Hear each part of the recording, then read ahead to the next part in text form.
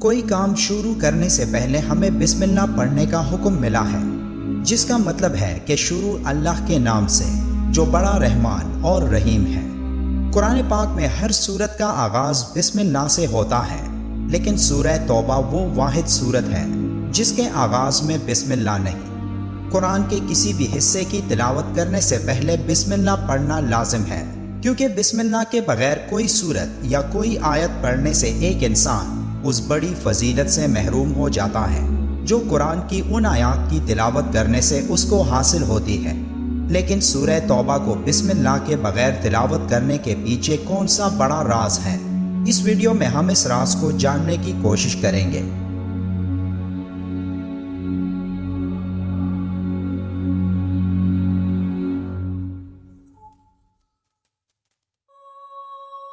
سورہ توبہ قرآن مجید کی 9ویں سورت ہے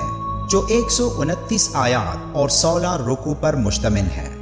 قرآن کی باقی سورتوں کی طرح سورہ توبہ میں بھی ایسے گہرے راز موجود ہیں جنہیں اگر ایک انسان نے جان لیا تو یقیناً اس نے کامیابی حاصل کر لی۔ لیکن سورہ توبہ اور قرآن کی باقی تمام سورتوں میں ایک واضح فرق یہ ہے کہ اس کے آغاز میں بسم اللہ نہیں ہے۔ یہ سورت 2 ناموں سے مشہور ہے، ایک التوبہ اور دوسرا البراء۔ توبہ اس لحاظ سے کہ اس میں ایک جگہ بعض اہل ایمان کے قصوروں کی معافی کا ذکر ہے، اور برات اس لحاظ سے کہ اس کے آغاز میں مشرکین سے بری الذمہ ہونے کا اعلان ہے۔ توبہ کا مطلب گناہوں کی تاریکیوں سے خود کو روشنی کی طرف لانا ہے، وہ روشنی جس میں اللہ کا خاص انعام ایک انسان کے لیے موجود ہوتا ہے، اور جس کو توبہ کرنے کی طاقت ملے تو اصل میں وہی شخص کامیاب ہوتا ہے، بشرط یہ کہ وہ اپنی توبہ پر مرتے دم تک قائم رہے۔ نفس کے خلاف جنگ کرنے کو اللہ کے رسول نے سب سے بڑا جہاد قرار دیا ہے، کیونکہ نفس کے خلاف کوشش دنیا میں سب سے مشکل کام ہوتا ہے،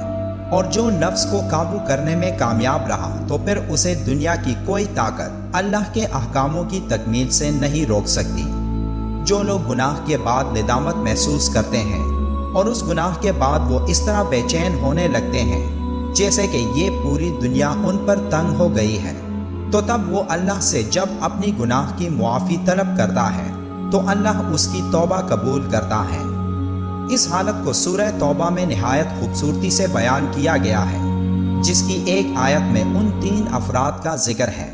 جو حضرت محمد صلی اللہ علیہ وآلہ وسلم کے ساتھ غزوہ تبوک میں شدید گرمی اور کٹھن سفر کی وجہ سے شریک نہیں ہوئے تھے۔ پھر جب اس غزوہ سے آپ صلی اللہ علیہ وآلہ وسلم واپس تشریف لائے تو وہ 3 افراد آپ کے پاس معافی مانگنے پہنچے، تو آپ نے ان سے بات کرنے سے انکار کر دیا، یہاں تک کہ ان کے خاندان والوں نے بھی ان کے ساتھ بول چال بند کر دی۔ پھر سورہ توبہ کی آیت 118 میں اللہ کا ارشاد ہوا، اور ان تینوں پر بھی جن کا معاملہ ملتوی کیا گیا، یہاں تک کہ جب ان پر زمین باوجود کشادہ ہونے کے تنگ ہو گئی اور ان کی جانیں بھی ان پر تنگ ہو گئیں، اور انہوں نے سمجھ لیا کہ اللہ سے کوئی پناہ نہیں، سو اسی کی طرف آنے کے، پھر بھی اپنی رحمت سے ان پر متوجہ ہوا تاکہ وہ توبہ کریں، بے شک اللہ توبہ قبول کرنے والا مہربان ہے۔ یہ قرآن کی واحد سورت ہے جس کے آغاز میں بسم اللہ نہیں ہے، اور اس کے بارے میں مفسرین کی کئی رائے ہیں، جن میں ایک یہ بھی ہے کہ حضور صلی اللہ علیہ وآلہ وسلم کی عادت مبارکہ یہ تھی کہ جب بھی کوئی آیت نازل ہوتی تو آپ صلی اللہ علیہ وآلہ وسلم صحابہ کو بلا کر اس آیت کو جس جگہ جس صورت میں لکھنا ہوتا تھا بتلا کر اس آیت کو لکھوا لیتے۔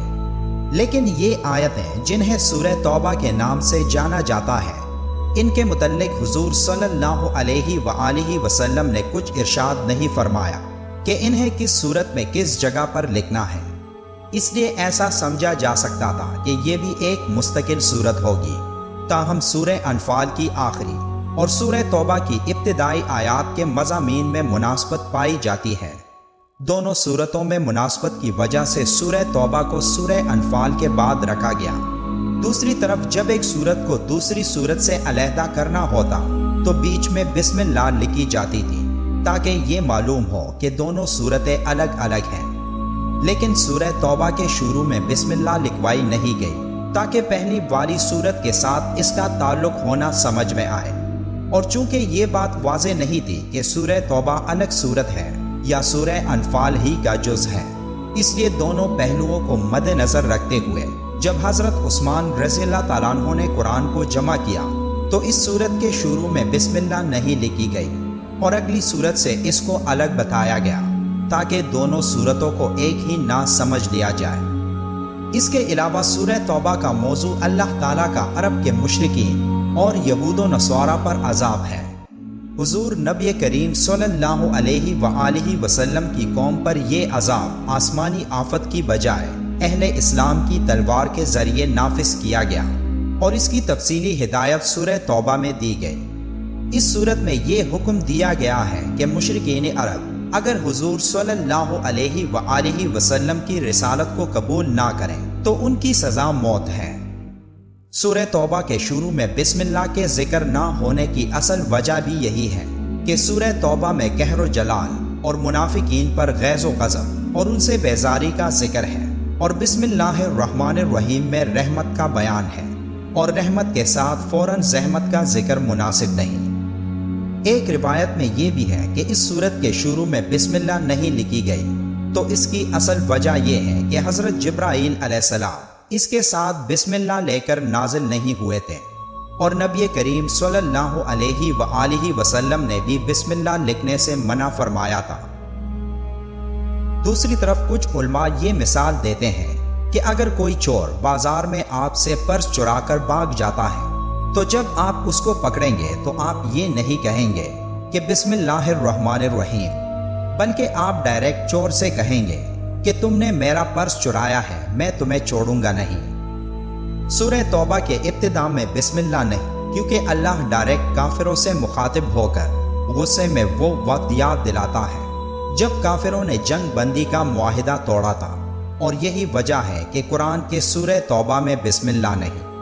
علماء کرام نے سورہ توبہ کی انتہائی فضیلت بیان کی ہے۔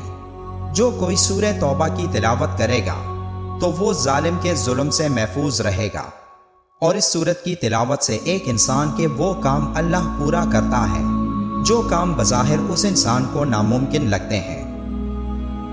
اس لیے ضروری ہے کہ قرآن کی تلاوت کو اپنے روزمرہ کا معمول بنائیں اور اللہ سے اپنے گناہوں کی بخشش کی دعائیں کرتے رہیں، بے شک وہ معاف کرنے والا رحیم ذات ہے۔